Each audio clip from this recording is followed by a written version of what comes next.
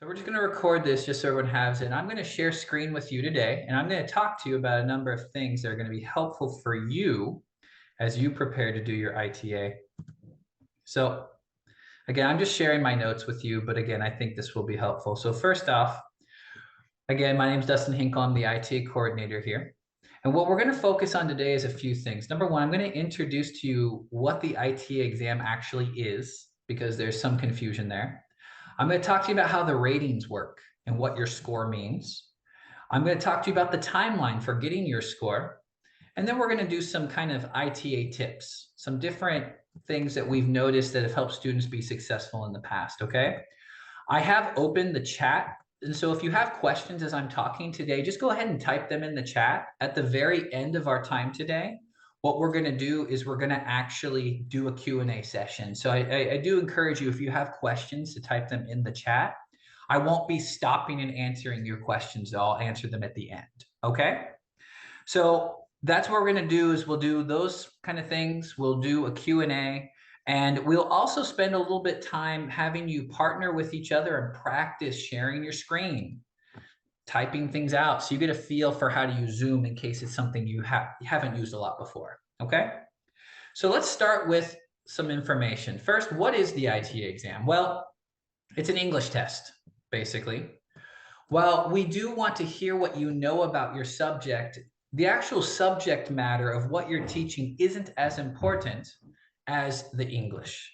The ITA test is basically a test required by Washington State to verify that international students have the English level high enough to be understood by classes they're teaching. And so that's what it is. We do this because it's required by Washington State law. It's not something we do because it's fun or because we think you guys will enjoy it, but we do it because we know we have to do it. It's the law. And so if you're from an exempt country, then you don't have to take the ITA exam. And those exempt countries are listed on our website, which I'll put in the chat at the end of our time together as well. But for most of you, you are required to take an ITA exam, and that's required by law. But it's basically, we just need to make sure that your English is at the level it needs to be in order for you to be a TA with other students. So who does this? Well, the ITA exam is required for international students, like I mentioned, not from countries that are exempt. And again, there's only a few exempt countries. So most likely you will be required to do an ITA exam. Now, who does the ITA exam? Well, the evaluators of the ITA exam are people like myself and other people who are English teachers here at WSU. Our program, we are in the international programs, and we're called the International American Language Institution or Center. And all of the people evaluating you have master's degrees in English as a second language teaching. We're all currently teachers, and so we are used to working with international students teaching English. And so that's who will be evaluating you. It won't necessarily be me. If it's not me, it will be one of the other faculty I work with here at the ILC at WSU. So you can trust and believe that we are evaluators who are going to give you a fair score, okay? How do we do this? Well, basically, the ITA exam is an oral proficiency test. We give you the chance to teach a class, teach a lesson over a subject related to your department. And we jump in and ask you questions and give you a chance to teach as if you were really teaching a class. And then what we do is we use a score sheet, which again, I'll show you later as well, that gives you a chance to interact with where you're at in your English level, okay? So that's kind of the who, what, why, and how of the ITA exams, okay? Now, let's talk a little bit more about the ratings, okay? And again, at the end of our time together, I will send you a link that shows you our ITA website, just in case you haven't seen it yet. And I will also share screen at the end and show you what the score sheet looks like that we use to give you a score. So you can kind of have an understanding of what you should be preparing and working on. But it's just to really briefly share some of the ratings. 1 is the highest you can get. So if you get a 1, that is the highest score. And that basically means that you can teach all classes, that whatever TA job you're applying for, you will be able to do it if you get a 1. And ones are quite difficult to get, as you'll see. It basically means that you are near native English. Your English sounds almost like you are American or British. That's what a one is. A two is what we call a mid-high. And that means that you can teach most classes. You can teach some lower level and upper level, junior, senior level classes. But the only caveat here with a level two is if there's a safety concern. So for example, if you're teaching a lab where there could be a fire or explosive elements, then we would require you to work with someone who's either a level one ITA score or a native English teacher. And so level two can teach most classes that are not related to a safety concern. Again, like I said, such as like a chemistry class would be something that could have some safety concerns. And so if you're going to teach a chemistry class with explosive elements, you might need to be a level one.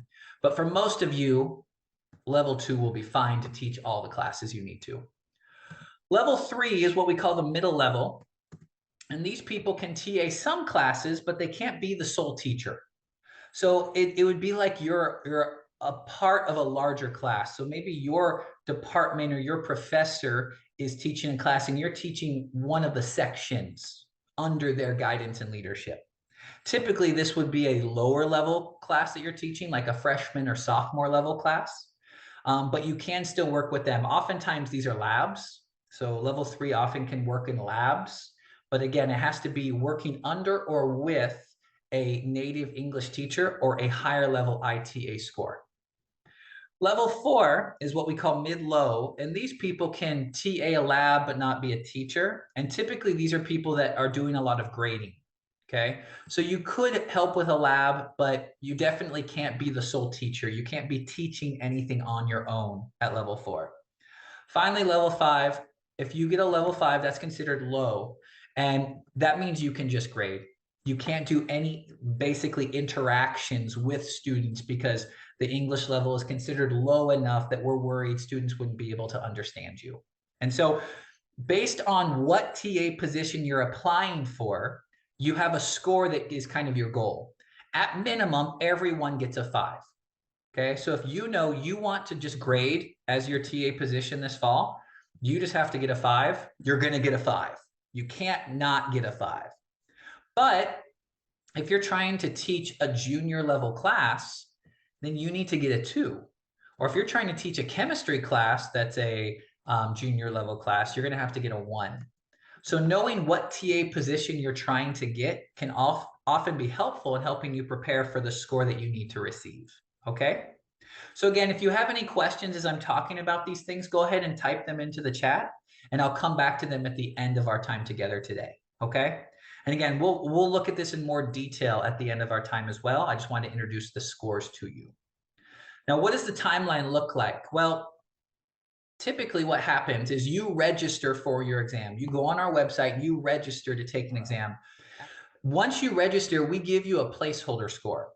This placeholder score is just a score that isn't your real ITA score, but it's a score that allows you to begin your TA work and get paid properly for it. So the graduate school knows that we do this, but we give you a placeholder score so you can begin your TA work immediately. Once we've gotten a placeholder score, you should receive an email from Justine. She's someone that works in our department, and she will schedule a time with you sometime this fall, typically in September or October, for your test.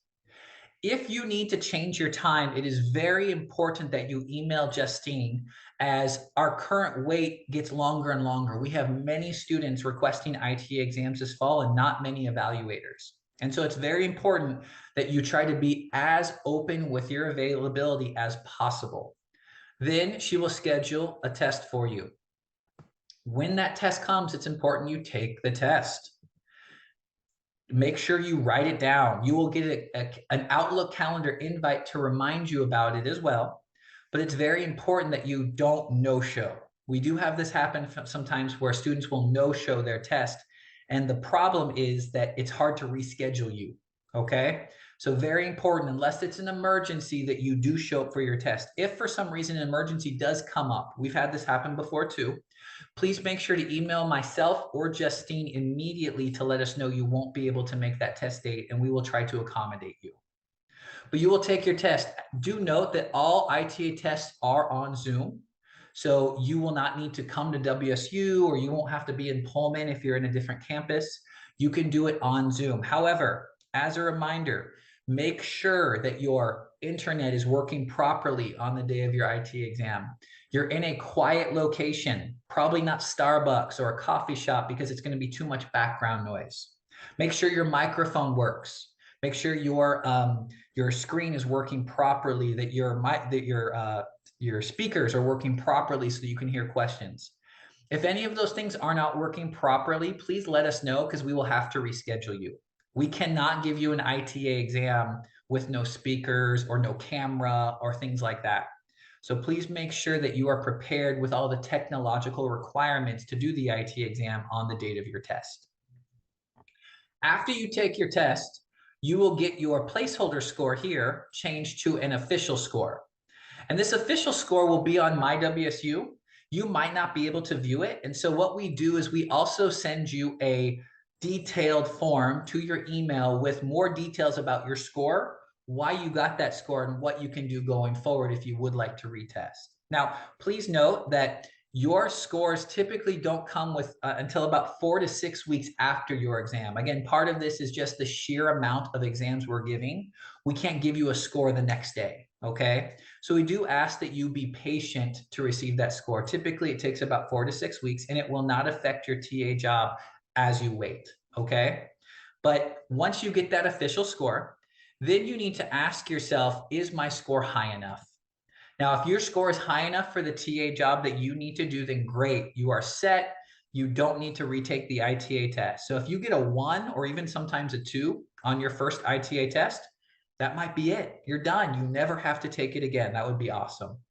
But for some of you, your ITA score is lower than the score you require. In that case, you will need to apply to retest.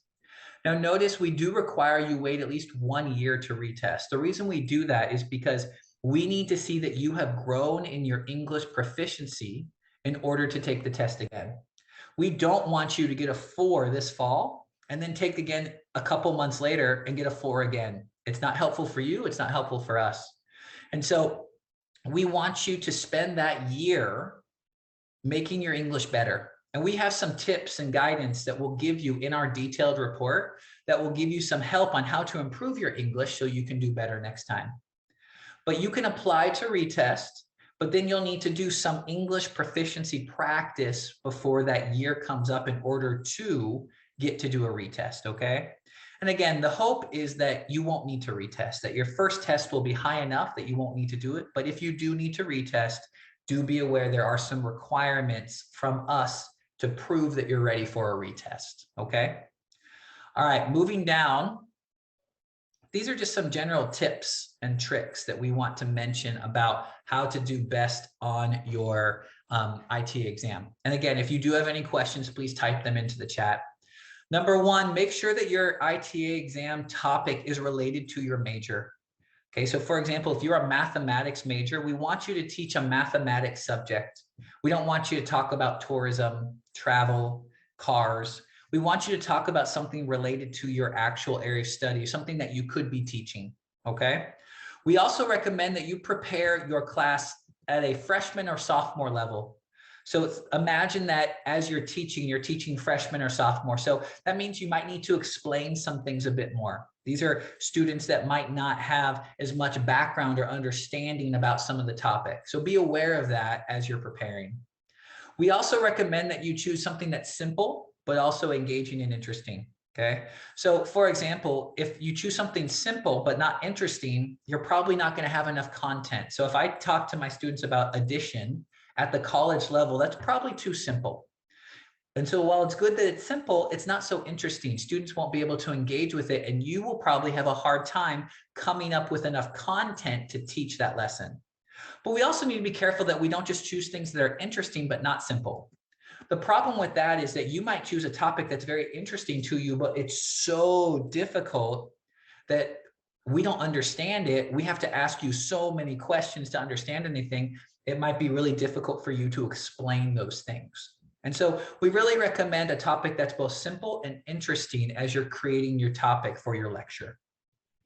The other thing, and I mentioned this before, is it's very important that you get ready for the technology piece. So I would imagine for most of you, you're used to Zoom by now. I don't know about you, a couple years on Zoom. I know how to use Zoom now, right? So hopefully you do too. If you don't, make sure you know how to use Zoom. Make sure you know how to share screen, annotate, answer questions, unmute, all of those things so that you're ready to go. We mentioned this before, that you want to check your audio and your camera. Make sure both of those things work. Your speakers as well, because we will be asking you questions. If one of those three things don't work, we will be unable to give you the ITA exam. And so make sure your computer is working properly. Also, make sure you know how to share screen. So right now, obviously, I am sharing screen with you using this technique. And so make sure you know how to do that. Maybe you want to make sure you know how to annotate, right? Whether you use the annotate function through Zoom, or what we recommend for a lot of people is we recommend that you just use a whiteboard. We'll talk about that here in a minute, how to use that. But make sure you know how to use all the tools that you'll be needed on Zoom. Now, as far as actually what you're sharing, it's really important you understand you can either use the Zoom whiteboard or a Word document like I have opened up today. For the ITA exam, you are not allowed to use a pre-prepared PowerPoint. So please make sure, do not prepare and use a PowerPoint. Your evaluators will not give you the ITA exam if you use a PowerPoint. You also aren't allowed to use preloaded Word documents. So for example, this is a preloaded Word document. I typed this in a week ago. So this would not be okay for your ITA exam. Instead, an ITA exam, you would need to do something like this. You have a blank document. And you can type in keywords here like ITA exam examples. And then I can type other information as it comes up. So you're actually expected to type as you go. Now, some students will ask me, is it okay if I have a picture or a formula that's prepared? Yes, that's okay. You can copy and paste in a picture here and there. But if your entire whiteboard is full of pre-copied pictures and formulas, then again, we're going to have a problem with that. And so if you need to copy in a picture, a formula, one or two, then that's okay. But please do not pre-prepare that. All right. So again, as an example, we really recommend using the Word document. That's the easiest way to do it. You can also use the Zoom whiteboard. Here's an example of the Zoom whiteboard, or you can type text. You can also draw and edit as you need to. Again, that's up to you. We have found that traditionally the best way is by using Zoom though. And so we really do recommend, using a Word document, not using the whiteboard. And so again, that's up to you, but please make sure you either use a whiteboard or a Word document. You can use other things as well, but we want to see you add information during the lecture, not have it pre-prepared. Okay. And like I mentioned, a few pictures are okay. Another thing I want to mention with that is please don't bring any physical visual aids, something you hold up. If I say I'm talking about phones, oftentimes it's very hard to see that. And so it's much better if you use the share screen and share pictures into that as needed, rather than showing something physical or trying to show a physical whiteboard. That typically does not work very well. Okay. Other best practices before we get into some of our practice and answering any questions you have. Number one, choosing a good topic. I mentioned simple and interesting, related to your major, something you know and something you know how to talk about. It's really important that you choose a topic that is vocabulary you know how to say. If you choose a topic that's interesting to you, but you don't know how to say the words, that's going to hurt your score. So we really recommend a good topic goes a long way. And you can work with your department. They've had many students do ITA exams before, and they can often advise you on this. Second, make sure you're a Zoom expert, that you know how to share screen, you know how to type in your answers quickly, you know how to talk and type, you know how to annotate, all of those things. Third, practice makes perfect with the ITA exam. And so the biggest thing we want to make sure that you're good at is your English. And so it's important that you're still working on your English as an international student here. What are you doing to practice your English? Do you only hang out with people that speak your same language? Well, then your English probably isn't improving. Make sure you're practicing things. You're asking your professors or your friends if there's any words that they don't quite understand, that you can try to improve your pronunciation. And there's a number of other tips we have. And so if you would like some other English assistance, please, again, email me and I can point you. There's a number of resources here on campus, such as the Language Lab over in Thompson Hall. That's a great place. The International Center and the in the Cub. Those are great places for you to work on those things. So making sure that your most important for the ITA exam is your English. We need to understand your English. So don't use words you can't say, and make sure you check your grammar.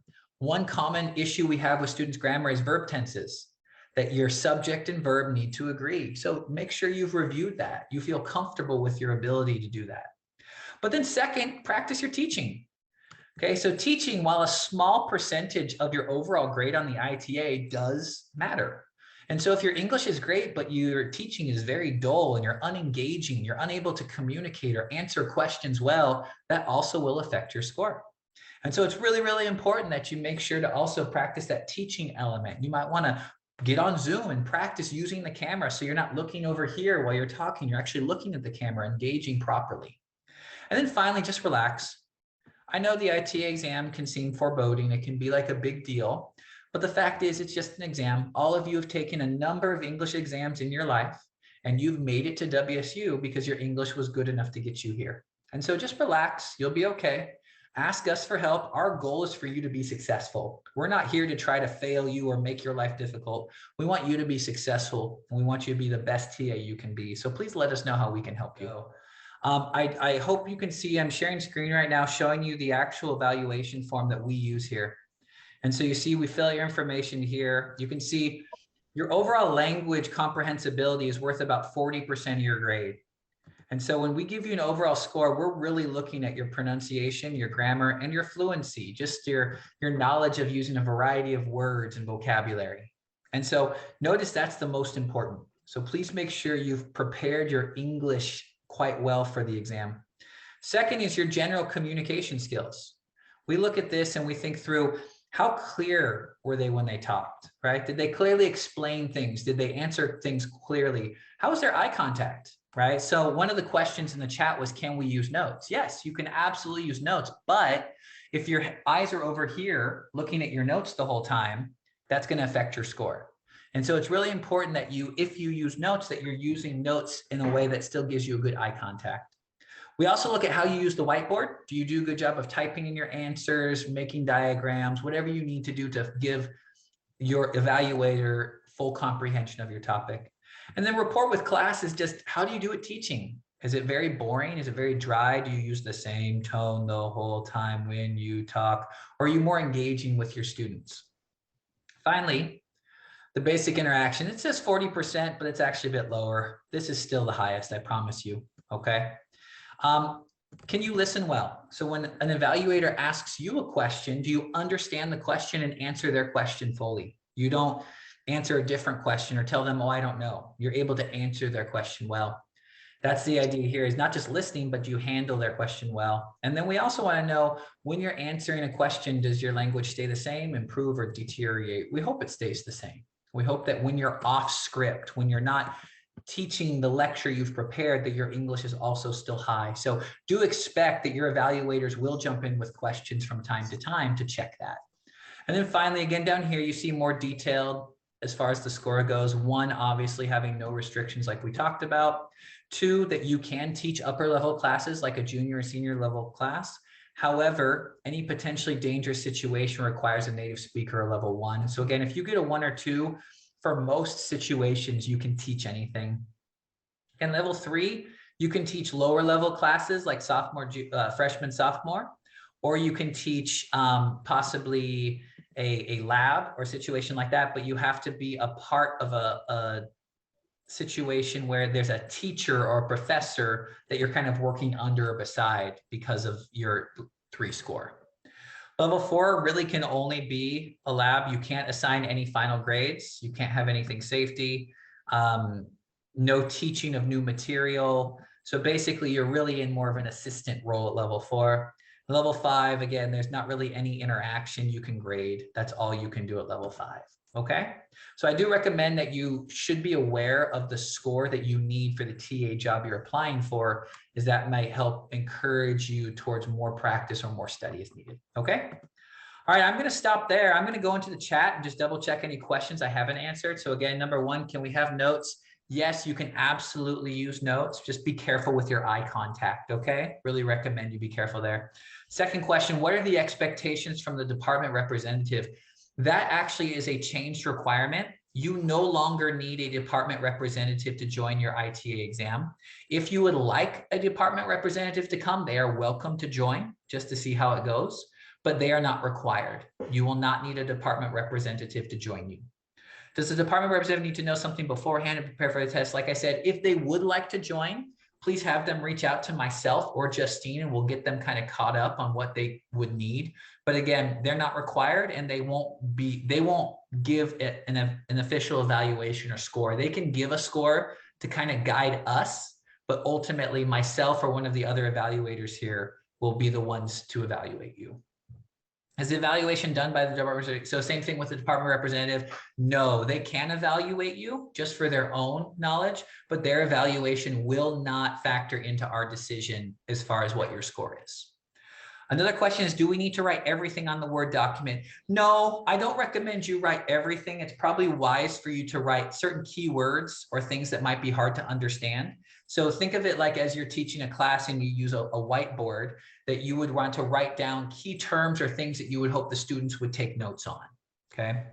Another question was, can I use a blank template from GoodNotes to write instead of whiteboard? Yes, that is absolutely fine. We talk about whiteboard or Microsoft Word is the typical choices, but there's other choices out there like GoodNotes, and I've seen students use other things. But again, as long as it's blank and you're writing or adding information as you go, that was fine. And will this recording will be available if that's what you are asking. I will post this recording. Eventually it will get onto our website. It takes a little bit because I can't post it directly, but after we're done with this, I can email you all a link to this as well. Your recording of your actual lecture that you do for the IT exam is not available to you. So that's one we don't share with students, just because we need to keep it in our archives for safekeeping. But in essence, this information that I shared today will be available in recording for you.